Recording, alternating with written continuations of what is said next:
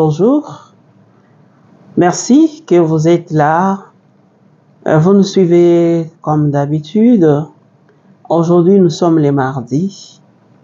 D'abord, laissez-moi dire bienvenue aux nouveaux abonnés. Aux anciens, je vous remercie de votre fidélité. Comme toujours, je viens quand il y a des nouvelles. Quand il n'y a pas de nouvelles, alors je ne viens pas. Alors, j'ai quelques nouvelles. Je devais vous donner des nouvelles hier. Malheureusement, comme le temps ne nous appartient pas, parfois, il y a d'autres choses qui nous empêchent aussi de réaliser cette mission que vous m'avez confiée, parce que c'est vous qui m'avez demandé de créer la chaîne YouTube pour commencer à vous donner des informations à temps réel. Commençons d'abord avec la déclaration de la SENCO. La SENCO a fait un message de condamnation hier en rapport avec nos frères et sœurs qui sont morts à Goma suite au bombardement il y a 2 ou 3 jours. Le message est sorti hier soir. Comme c'était tard dans la nuit, je ne pouvais rien faire. Alors, je me suis dit qu'aujourd'hui, dans la matinée, je vais vous donner ces messages.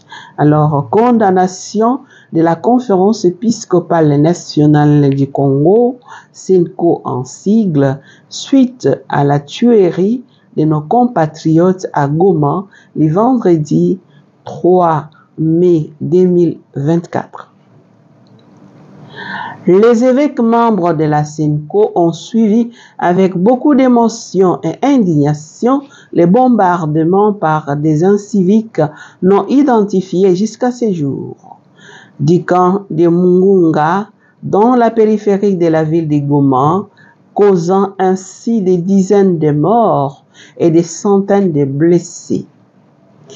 Il demande à l'Union africaine et aux Nations unies de diligenter une enquête indépendante pour établir les responsabilités et de ramener les différentes parties prenantes impliquées dans ce conflit qui a déjà fait beaucoup de morts, d'arrêter immédiatement la guerre. Ça, c'est les premiers paragraphes. Le deuxième paragraphe: il est difficile de comprendre que les rebelles du M23, appuyés par l'armée rwandaise et les forces loyalistes des FARDC qui s'affrontent, s'invitent à se positionner de part et d'autre d'un camp de déplacés qui existe depuis des années, exposant ainsi en permanence de pauvres gens qui vivent déjà comme des laissés pour compte. Il est aussi surprenant que ces drames surviennent à la porte de Goma, une ville hyper militarisée où beaucoup d'indications étaient données invitant les autorités compétentes à une alerte maximale pour sécuriser la population. Troisième paragraphe. Les évêques membres de la SENCO condamnent avec la dernière énergie cette barbarie qui constitue un déni de l'humanité et rappelle à ses auteurs que la vie humaine est sacrée et appartient à Dieu qui ne les laissera pas impunis. Il condamne également la résolution des conflits par la violence, invitant les rebelles du M23 à déposer les armes, car des Congolais ne peuvent pas prétendre sauver les Congos en tuant les Congolais. Il demande au Rwanda d'arrêter son soutien à la rébellion. Paragraphe 4. La SENCO adresse ses condoléances aux familles biologiques de ceux qui ont perdu la vie dans ces drames, à son Excellence Monseigneur Willy Ngumbi ainsi que toute l'Église Famille de Dieu qui est à Goma. Elle rassure les blessés de ses prières pour qu'ils trouvent le réconfort et la guérison de la part du Seigneur. 5e paragraphe. Elle invite les gouvernements, donc il s'agit de la SENCO. La SENCO invite le gouvernement central dont elle reconnaît la bonne foi et le souci de mettre fin à cette situation, à la fermeté et à l'efficacité pour ne pas continuer à laisser impunément tuer sa population, se contentant seulement des condamnations milleuses et non engagées. La population, déjà victime de cette guerre nous imposée, ne sait plus à quel sein se vouer. Paragraphe 6. Les évêques membres de la SENCO demandent aux autorités compétentes d'évaluer sans complaisance tout ce que le pays a consenti comme sacrifice et moyens en passant par l'état de siège par rapport aux résultats auxquels nous sommes parvenus. Paragraphe 7. C'est l'occasion pour les évêques de la SENCO de réitérer la pertinente recommandation de la SENCO, plusieurs fois répétée, demandant une concertation des représentants des forces vives du pays au-delà des clivages politiques, afin de créer une forte dynamique nationale pour parvenir ensemble à une solution acceptable. Ceci, estiment les évêques, est extrêmement urgent. Paragraphe 8. Que la Vierge Marie Notre-Dame du Congo intercède pour nous auprès de son Fils, le Prince de la paix, en ces moments troublants de notre histoire. Fait à Kinshasa, le 6 mai 2024, Monseigneur Donancien Cholet, chapelet de sa sainteté le pape, secrétaire général de la SENCO. Voilà, ça c'est les évêques de la Conférence épiscopale nationale de Congo qui ne pouvaient pas rester indifférents. Alors, j'espère que leur message sera entendu. Parce que souvent, les enfants et les gens sont toujours sourds. Ils ne veulent pas écouter ce que les prophètes disent. Alors, à part ça, je devais aussi parler. Donc, il y a eu aussi les pèlerinages à Lubumbashi de jeunes filles et jeunes garçons appelés Kiro. Alors, ils ont fait les pèlerinages. C'était une façon pour eux de se ressourcer, entre eux, donc de partager la fraternité et aussi la vie, parce que les Kiro sont donc ceux qui sont à la suite du Christ roi, les rois de l'univers. C'est leur guide. Alors je vous invite à les suivre. Invité à marcher avec l'Église. En marchant avec l'Église, nous sommes dans l'Église et gérés par l'Église.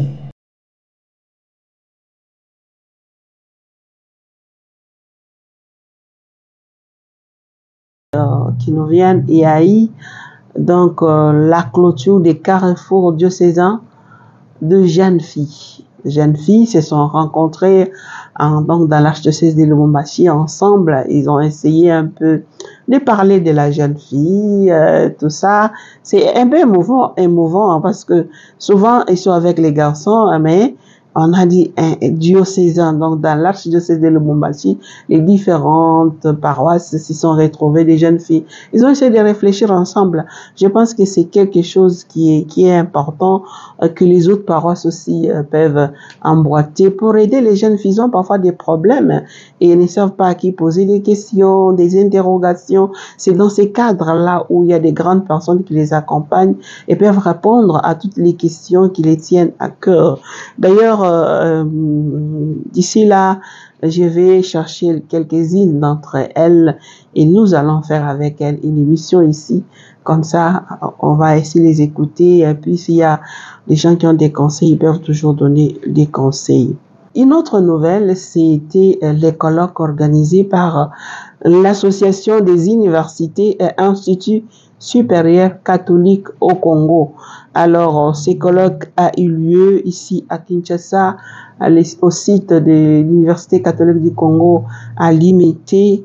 Argumentaire et programme du colloque, les thèmes c'était l'enseignement supérieur catholique au service du développement humain intégral. Message fort et capital du cardinal José Tolentino de Mendoza, le préfet du dicaster pour la culture et l'éducation, qui nous a justement rappelé que l'enseignement catholique ne vise pas simplement l'acquisition de diplômes, mais vraiment la formation des hommes et des femmes épris des valeurs pour servir la société. Et alors, comme disait le pape François, tout est devenu un produit commerçable dans notre société, même l'éducation. Nous avons l'obligation de faire la différence, comme université catholique, d'être vraiment ces lieux où l'on transmet un système de valeurs.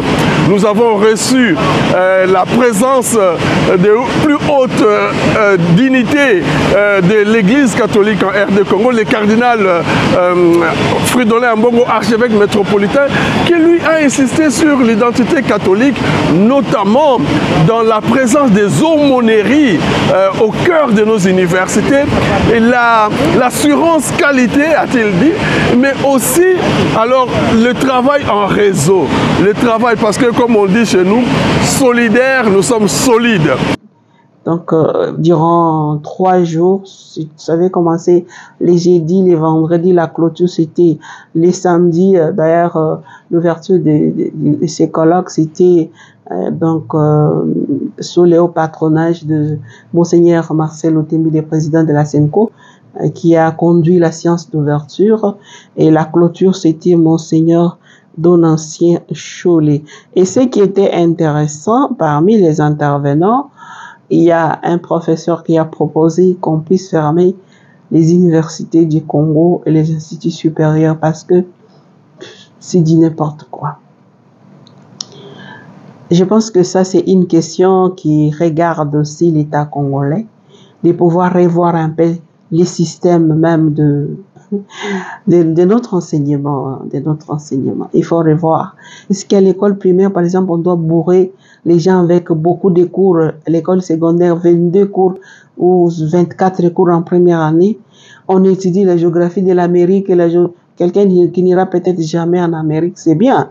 Mais est-ce que les Américains étudient aussi la géographie du Congo? Donc, il faut voir d'autres cours qui peuvent peut-être tomber. C'est important, avoir le courage. On n'a pas encore eu jusque-là un ministre qui essaie un peu de réfléchir un peu plus loin. Chacun vient, il essaie de mettre des réformes qui n'apportent rien. Enfin, là, c'est ce qui est vraiment triste. Aussi, il y a quand même, je peux pas passer sans parler aussi de la paroisse Saint-Cyprien à Lubumbashi.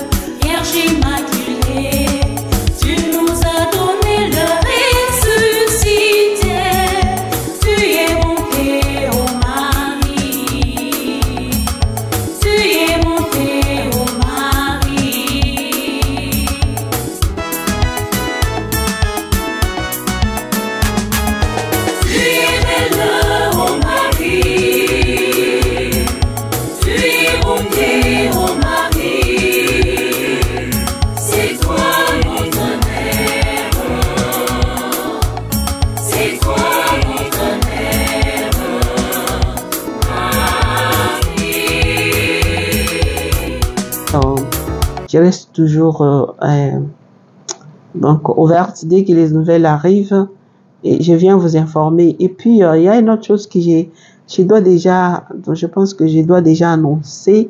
Nous y reviendrons souvent dans notre émission ici. Donc l'année Anouarité, 60e anniversaire de la mort d'Anouarité, depuis que la mort Anouarité est décédée en 64. Nous sommes en 2024, donc ça fait déjà... Alors il y aura un pèlerinage au niveau des Iroh, c'est au mois de décembre, le 1er décembre. Donc, pour ceux qui veulent y aller, dès que nous aurons des orientations de la Conférence épiscopale nationale du Congo, qu'est-ce qu'il faut faire, etc., on viendra vous informer, comme ça vous êtes informés. J'ai voulu en parler déjà pour ceux qui veulent donc faire ces pèlerinages à Isiro. Ça sera une grande messe là-bas. Tous les évêques seront là, les gens de part et d'autre. Commencez peut-être à garder déjà votre argent pour ceux qui veulent faire les pèlerinages. Et puis, nous allons voir aussi avec Kizito Anouarité ce que nous pouvons faire à notre niveau ici pour justement faire connaître notre bienheureuse annualité et aussi faire propager un peu ces vertus qu'elle incarne, que la jeune fille, toute jeune fille peut aussi puiser ou s'inspirer pour sa vie. Voilà, je pense qu'aujourd'hui, je m'arrête par ici. Nous allons nous retrouver dans d'autres circonstances. Alors, abonnez-vous, likez, cliquez j'aime comme vous le faites déjà. Envoyez la vidéo à d'autres parce que nous devons encore agrandir. Donc, quand toi, tu es déjà abonné, tu fais partie de cette famille. Cherche aussi quelqu'un qui est à côté de toi. Recommande aussi à ton ami de s'abonner. Regardez, nous sommes, avant de commencer, j'ai regardé 4777. Donc, d'ici là, nous serons dans les 4800 abonnés. Mais nous devons aller au-delà. Donc, si c'est possible, jusque la semaine prochaine, pourquoi pas arriver à 5000, pardon, et puis petit à petit, bon, ce n'est rien, il y a des gens qui ont plus que ça, mais nous allons nous contenter de ce que nous avons, et nous disons s'il y a au moins 4777 jusqu'aujourd'hui, je parle aujourd'hui, demain je ne sais qui nous écoutent, c'est déjà quelque chose, et parce que quand ils écoutent, ils peuvent aussi savoir, donc envoyer la vidéo à d'autres pour que les autres aussi regardent, parce que les gens qui nous suivent, pas seulement ceux qui sont abonnés, et il y a aussi les gens qui ne sont pas abonnés parce que je peux publier une vidéo alors que c'est cette vidéo, j'ai par exemple 15 000 vues. Je suppose que ce n'est pas seulement les 4 000 là qui m'ont regardé, mais il y a ceux qui ne sont pas abonnés qui m'ont regardé aussi. Donc, nous voulons agrandir la famille, donc la famille catholique, la famille de tout le monde ensemble. Ici, il n'y a pas de religion. Et donc, nous parlons de tout. Donc, que vous soyez protestant, que vous soyez catholique, kimbanguiste. Donc, on échange. On est en famille. C'est un peu ça. C'est pas réservé seulement aux catholiques, non. Bien sûr que nous parlons des choses plus des catholiques. Si vous m'envoyez aussi vos choses à vous, que oh, il y a ceci, il y a... J'en parlerai. Moi, je me contente de ce que j'ai, de ce qu'on m'envoie. C'est pour cela que je viens en parler. Si ça cadre avec ma foi, avec la doctrine sociale de l'Église, je peux en parler. Si je vois que ça ne cadre pas avec ma foi, je n'en parlerai pas. Voilà. Merci, au revoir et à très bientôt.